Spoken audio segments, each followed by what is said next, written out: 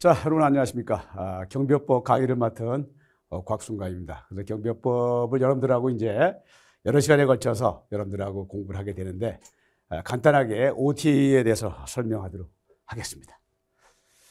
먼저 제 소개를 먼저 간단하게 드리도록 하겠습니다. 저는 나이가 꽤 들어 보이죠? 올해 나이로 66입니다. 경희대학교 법대를 졸업을 했고요. 경찰 간부부생 29기를 졸업을 해서 81년 3월에 이제 경위로 인가를 해서 경찰 생활을 하게 됩니다. 근데 경찰 생활은 제가 이제 20여 년 한 끝에 이제 총경으로 좀 일찍 퇴직을 했죠. 일단 퇴직을 하고 또 삼성생명 본사 보험회사죠. 거기 이제 보험사기 조사부장으로 가서 한 만 9년 정도 또 경력을 쌓게 됩니다. 또 일반 경비 지도사 자격증은 제가 13회 때 2011년도에 실시한 13회 때 일반 경비 지도사 자격증을 취득을 했고요. 또 이제 강의하는 인연을 조금씩 맺기 시작해서 또 신안산대학교 안산에 있는 정규 2년제 대학이죠. 여기 이제 경찰행정학과에서 또 경찰 수사 같은 것도 이제 강의도 했고 또 기타 이제 경비 지도사 시험 준비 과정 같은 거 여러 군데 현재 강의를 했습니다. 현재는 이제 한국경비지도사협회 지금 천호동에 있습니다만 여기 이제 부회장직을 맡고 있으면서 또 경비지도사 시험하는 대비반 아니면 양성자 과정 이런 분들 상대로 현재 4년째 근무를 하고 있습니다. 또 남서울 실용전문학교라고 신설동에 있는 2년제 학점제 전문학교죠. 여기 경찰행정학과에서 현재 전임 강사로 4년째 이제 학생들도 가르치고 있습니다. 또 경비원 신인교육은 내일능력개발운동 4군데 정도 강의를 현재 하고 있습니다. 또 경비여사 시험 대비반도 몇 군데 매년 이제 좀 이릅니다만 한 3, 4월부터 또 시작을 하고 있습니다. 자, 그러면 이제 여러분들한테 먼저 공부하기 전에 경비업법 어렵습니까? 경비업법 여러분들? 저는 어렵지 않다고 생각합니다. 굉장히 쉽죠. 쉽지만 쉬우면서 어려운 게 경비업법이다 저는 그렇게 생각을 합니다. 왜? 만점을 맞아야 되는 과목이기 때문에 그렇죠. 그래서 계속 저도 강의하는 스타일이 계속 반복적인 얘기를 합니다. 왜? 여러분들이 암기를 하셔야 되기 때문에. 입력을 시키시기 위해서. 그래서 먼저 제가 제 나름대로 공부 방법을 여러분들한테 한 5가지 정도에 걸쳐서 설명을 드릴까 합니다. 뭐 각자 다 공부 방법이 있으시겠습니다만 그래도 참고로 되셨으면 하는 바람에서 잠깐 얘기 드리겠습니다. 자, 첫째. 대개 이제 우리가 일반적으로 하면은 여러 번 정독을 해야 됩니다. 정독. 한두 번 봐가지고 되는 게 아니죠. 눈에 자꾸 익히고 암기를 해야 됩니다. 정독을 해야 되고 수시로 눈에 익혀야 됩니다. 뭐를? 법령이죠. 법령이라면 법률과 시행령, 시행규칙을 우리가 이제 법령이다 이렇게 얘기하죠. 여러분들 몇 개의 조항밖에 안 되지 않습니까? 31개나 32개 조항 되기 때문에 이런 걸 여러분들이 이 카피를 하셔서 자꾸 눈에 익히셔서 정독을 하셔야 되는 거예요. 왜? 경비업법은 법령의 범위 내에서 출제되기 때문에 가장 핵심이죠. 그걸 여러분들 반복해서 정독하는 걸 제가 권해드리고, 자, 두 번째는, 자, 그때 이제 문제를 여러분들 이제 만약에 뭐 기출 문제든 예상 문제든 풀어보시게 되면 틀리는 문제가 계속 틀리는 경우가 있어요. 뭐 저도 이제 아까 13회 때 시험 준비를 했습니다만 그때 보면 계속 한번 이거구나라고 이해를 갔는데 또 다음에 풀어보면 그 문제가 또 틀려요. 왜 틀리냐?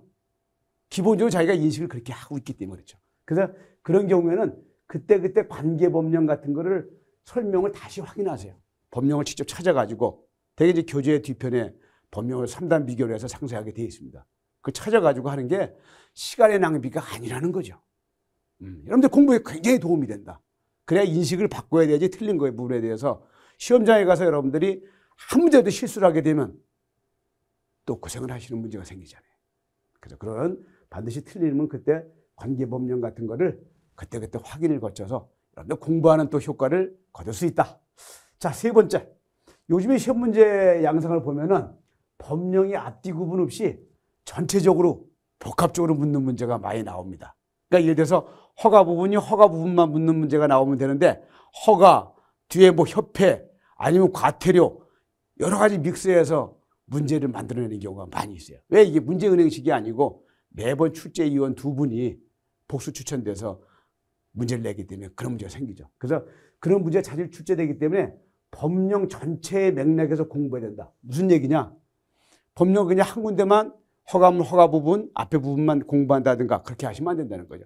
앞에 공부하시면서 뒤에 것도 관련됐으면 뒤에 걸 찾아보고 법령이 관련된 거 있으면 또 교재 뒤편에 있는 법령을 찾아보시고 해서 전체를 아우르라는 겁니다. 전체를. 그런 문제가 요즘에 종종 출제되고 있죠. 자, 그러면 네 번째. 전 분야에서 아까 한 얘기하고 거의 비슷한 얘기입니다만 고르게 출제되기 때문에 특정 부분만 공부하는 방법은 적절치 않다. 아까 이제 세 번째 얘기하는 거하고 거기 맥락을 같이 합니다만 연관을 쳐가지고 여러분들이 생각을 해야 된다. 어떤 문제를 만들어낼지도 모르기 때문에 어떤 문제가 만들어내더라도 여러분들은 실수를 하지 않으셔야 되기 때문에 그래서 필요한 거죠.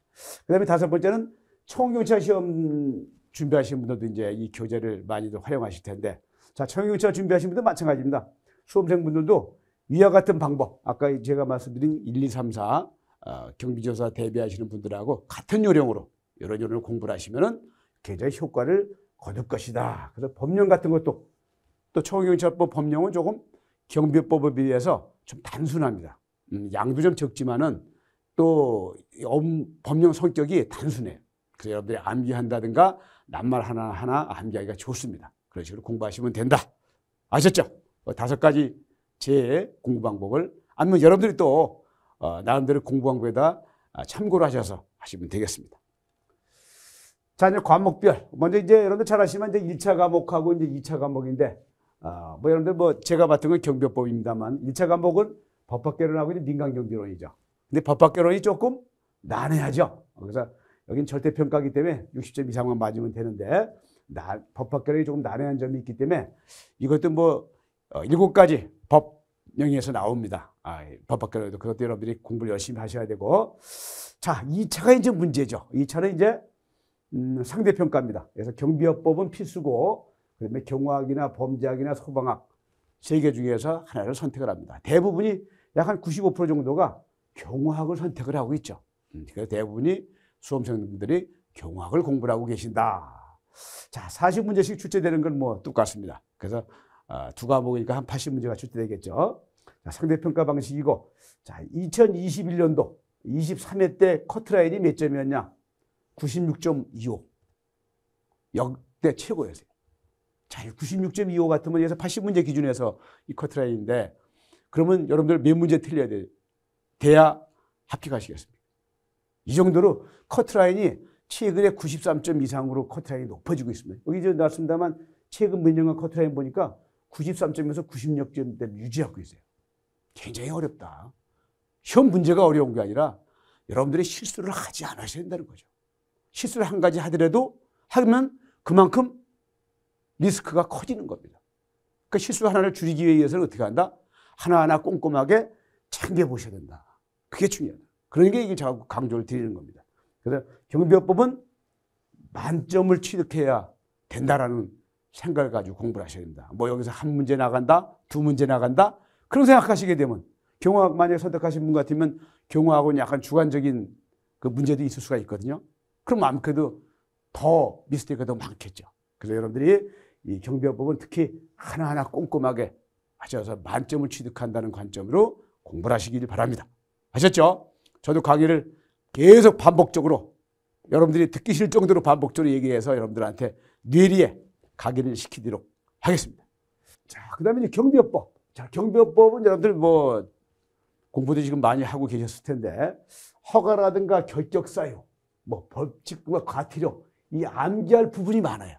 첨부서류, 낱말 하나하나가 전부 다 문제로 등급을 합니다. 경비법은. 낱말 하나하나가. 저도 이제 나중에 강의 들을 때 여러분들 아시겠습니다만 다른 낱말하고 비슷한 용어인데도 그 낱말 쓰면 안 되죠. 왜? 법령이 있는 낱말이 아니기 때문에. 그래서 법령을 여러분들 자꾸 머리에 익히시고 암기하는 의미가 거기에 있는 겁니다. 그래서 이게 이런 암기 부분이 상당히 많다. 자, 그 다음에 이제 낱말, 영어 문장 순서 바꾸기 이런 공부. 낱말을 갖다가 앞에 있는 거를 중간이나 뒤로 미룬다든가 해서 순서를 바꿔놓는 문제들이 간혹 출제가 돼요. 이거 문장으로 여러분들이 공부를 하시면은 맞추시기가 쉽지 않아.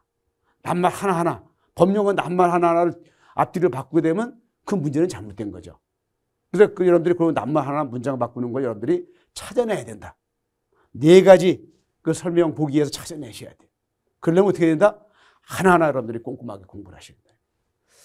자, 문제 하나하나 넘겨짚지 말자.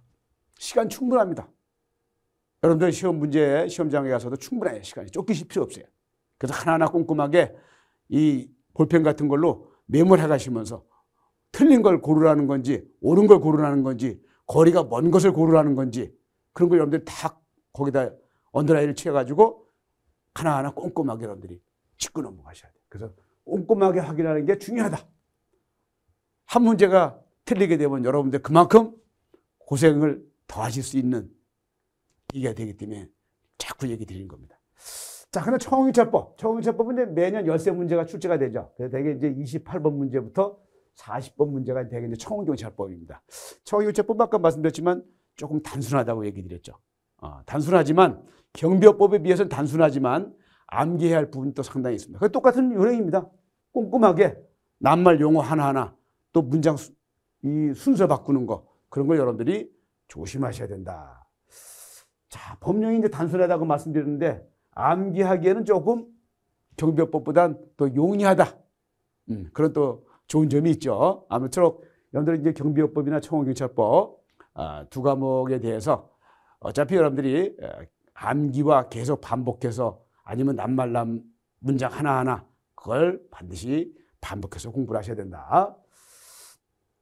자, 이론 강의 제가 이제 18개 차시로 나눠서 강의를 할 겁니다. 그래서 경비업법은 12개 강의, 청원경찰법은 6강으로 해서 이루어질 겁니다. 자, 교재 중심으로 여러분들이 가지고 있는 교재 중심으로 각 장별 원칙으로 합니다. 단 경비업법에서 2장이라든가 3장 부분 이런 거는 4개 차시로 나눠서 합니다. 왜? 허가 부분이라든가 특수경비원이나 경비원이라든가 경비업자 의무라든가 경비원의 의무라든가 거기서 가장 또 출제가 많이 되고 또 난해하고 또 범위가 넓죠. 그래서 그런 경우에는 각각 4개 차시로 나눠서 여러분들한테 강의를 드리도록 하겠습니다. 예를 들면 이제 허가 신청 시 첨부 서류 하게 되면 암기할 내용 같은 거를 여러 마디 반복합니다. 자, 용어의 정의서부터 용어의 정의 설명하다가 뒤에 있는 벌칙이나 과태료 얘기가 나옵니다. 제가 강의할 때는. 왜? 여러분들은 그런 거 자꾸 암기를 하셔야 돼. 여러분들 스스로 암기하는 거하고 강사 입을 통해서 듣는 거하고 효과가 어떻게 낫겠습니까? 강사 입을 통해서 여러분들이 자꾸 자기도 모르게 각인되는 게 효과가 크죠. 그러니까 제가 반복해서 얘기 드리는 겁니다. 왜 똑같이 반복한 똑같은 얘기 왜 해? 라는 그런 오해가 없으시기 바랍니다.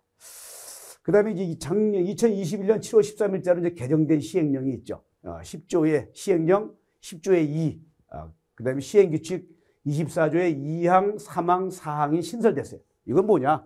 특수경비원의 일반 심신상실자 같은 경우에 그 다음에 정신질환 관련해서 특수경비원 전원 신고할 때 그 병력, 혹시 알았던 기억이 있는지 그런 관련해서 관할 경찰서장한테 신고할 때 참고하도록 되어 있습니다. 이것도 이제 첨부해서 여러분들한테 설명드리도록 하겠습니다. 자, 그 다음에 문제풀이도 10개 차시로 경비업법은 6강, 청원경찰법은 4강으로 해서 여러분들한테 설명을 드리도록 하겠습니다. 자, 문제풀이는 제가 이제 어떻게 구성을 했냐면 기출문제 한 3가지, 한 장에 한 3가지 정도 넣고 나머지는 일반 출제 예상 문제를 중심으로 해서 여러분들하고 이거 기본적인 문제는 알고 넘어가면서 이거에서 응용될 수 있는 몇 가지 시험 문제 같은 거를 여러분들하고 같이 풀어보는 시간입니다. 그런 시간을 통해서 여러분들이 응용 문제 능력을 푸는 능력을 여러분들 함양시키는데 중점을 두도록 하겠습니다. 그래서 이것도 각 장별로 나눠서 강의를 진행하겠습니다. 청원경찰법은 강의 분량이 좀 전체적으로 좀 적죠. 경비업법보다 적기 때문에 매번 강의 진행 시마다 전 강의 내용, 예를 들어서 2차 시를 오늘 강의 드린다 그러면 1차 시 때 있던 청원경찰 관련 사항을 여러분들하고 같이 한번 잠깐 리뷰해보고서 끝난 다음에 2차를 진행하는 그런 방법으로 진행을 하겠습니다. 근데 반복적으로 여러분들은 아셔야 된다고 그러지 않습니까? 반복적으로. 여러분들한테는 그게 마이너스가 아니다. 플러스다. 자, 그 다음에 이제 이 경비업법에도 청원경찰법도 2021년 12월 31일자로 이제 개정된 시행규칙이 있습니다. 시행규칙 내용은 뭐 중요한 내용은 아닙니다. 용어를 좀 순화한 거죠. 예를 들어서 총받침대, 옛날에 총가라는 말을 썼습니다. 총가 잘 모르잖아요. 근데 이제 총가라는 용어를 총받침대로 바꿨다든가 뭐 그렇게 용어 몇 가지 바뀐 부분이 있어요. 그 부분을 또 여러분들한테 중점적으로 또 그렇게 또 시험 문제를 또 등장할 수 있기 때문에 강조해서 설명드리도록 하겠습니다. 자, 마지막 맞는 말은 뭐냐? 뭐 제가 저 개인적으로 좋아하는 용어입니다. 진사 대천명 많이 쓰잖아요. 저도 뭐 나이가 있어서 그런지 몰라도 옛날에 저도 공부를 많이 제 나름대로 했고 또 시험도 많이 쳐봤습니다. 많이 쳐보면서 이런 생각은 늘 머리에 있었어요. 내가 최선을 다하면서 최선을 다한 다음에 어때요? 기다리는 거죠. 근데 최선을 다하지 않고 운을 기다린다? 그러면 안 된다. 특히 경비업법 같은 시험 문제는 아까 말씀하셨지만 이 실수하는 게 없어야 된다는 거죠. 누가 실수를 적게 하느냐?